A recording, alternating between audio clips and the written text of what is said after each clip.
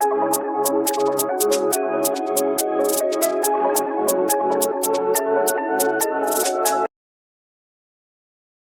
আলাইকুম সবাইকে। আমি Mahima from Mahima's study hope. সবাই কেমন আছেন? আশা করি খুবই ভালো আছেন and welcome to my YouTube channel. আজকে দেখতে পারতেছেন আজকেরটা prueba oral নিয়ে এসেছি। In specific tarea 1 monólogo। Topic হচ্ছে los medios de transporte। আপনারা দেখতে পাচ্ছেন যে এটা হচ্ছে এক্সামেন আব্রিল 2026 এর টপিক, যেটা আমাদের মনোলোগোতে এসেছে এবারটা। En el examen de la nacionalidad española, esta vez en la prueba oral, en específico en la tarea 1, en el monólogo, el tema que hemos tenido son los medios de transporte y vamos a hablar sobre los medios de transporte hoy y vamos a explicar las instrucciones que nos han salido y cómo podemos responder de forma efectiva y de forma fácil. আচ্ছা, তো আমরা আজকে দেখব যে আমরা এটা কিভাবে উত্তর দিতে পারি আর সহজভাবে। কারণ এরকম একটা টপিক লাস্ট অক্টোবরে আসছিল। অক্টোবর সেপ্টেম্বরের দিকে আসছিল এরকম একটা টপিক, কিন্তু এইবারটা দেখা যাচ্ছে যে ইনস্ট্রাকশনসগুলো একটু ডিফারেন্ট। তো আমরা দেখব এটা কিভাবে আমরা উত্তর দিতে পারি।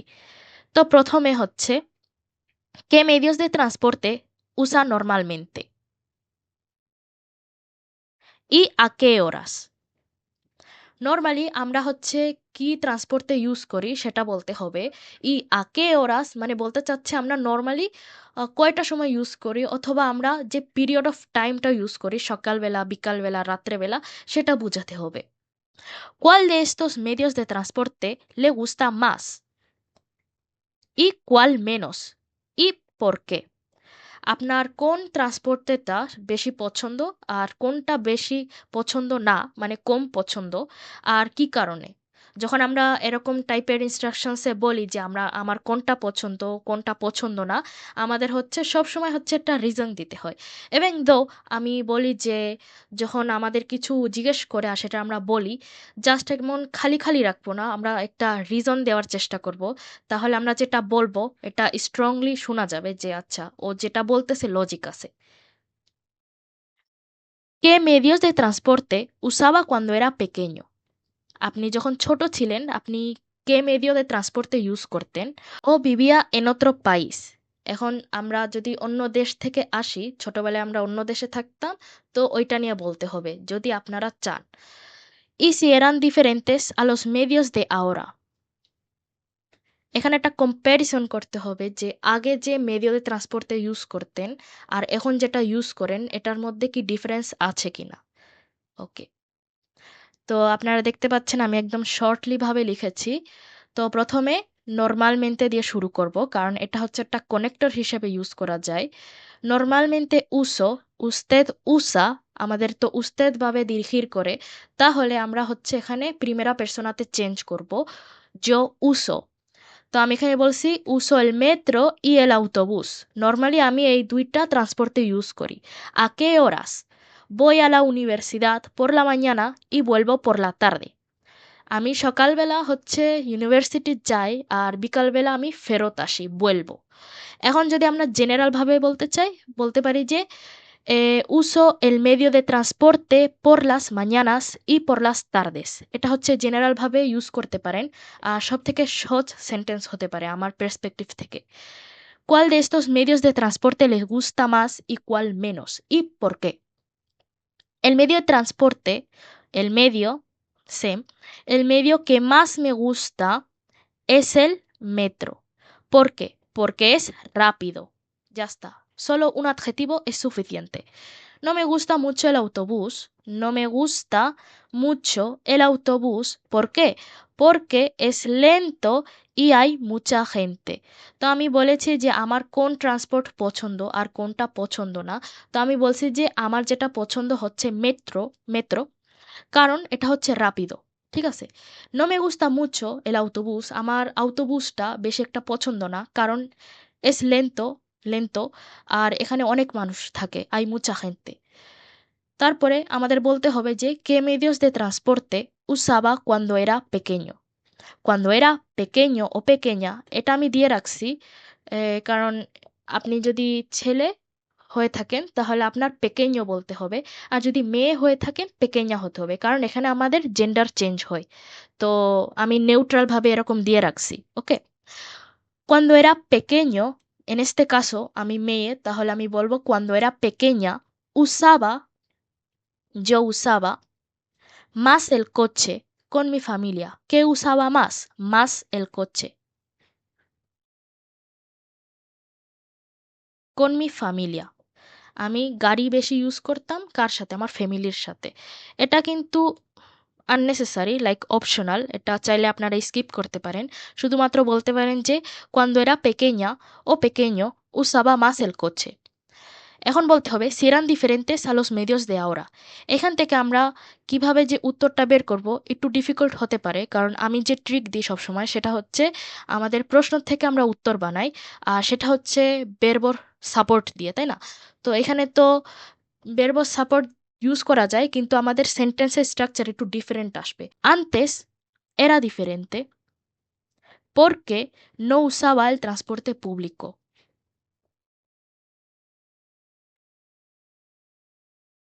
No usaba el transporte público. আগে ডিফারেন্ট ছিল, antes era diferente, কেন? porque no usaba el transporte público, কারণ আগে আমি পাবলিক ট্রান্সপোর্ট ইউজ করতাম না। ahora lo uso todos los días. lo uso todos los días. এই যে লো দিছি, এই লো হচ্ছে কাকে রেফার করে? এই লো হচ্ছে ট্রান্সপোর্তে পূবলিকো রেফার করে।